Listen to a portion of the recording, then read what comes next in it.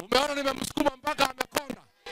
Mpaka masikio imekuwa nimvinye. Sasa Kasongo nimeona ukiongea, wacha nikuambie. Wewe Kasongo nimekuambia. Sisi na wewe ni kukuzuia kuiba mali ya Wakenya.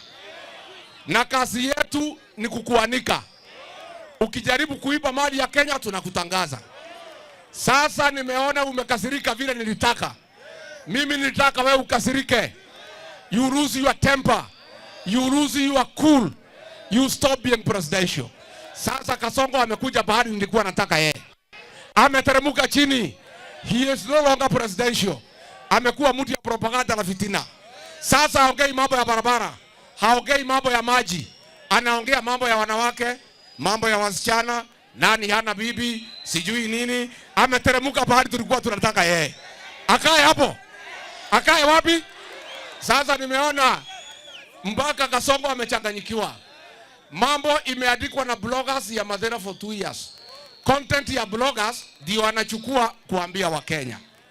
Hiyo Kasongo, if you had a working intelligence system, they would have informed you.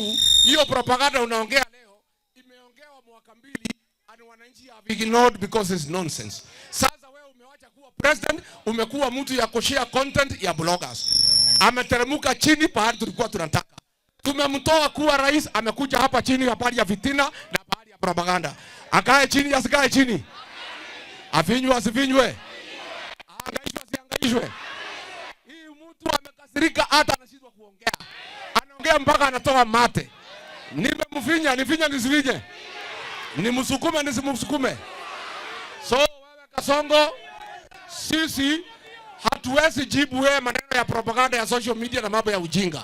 Sisi tutaongea na wewe mambo ya wizi, maneno ya Nairobi Hospital, maneno ya pipeline, maneno ya JKIA, maneno ya Fuliza, maneno ya stadium ya Talanta.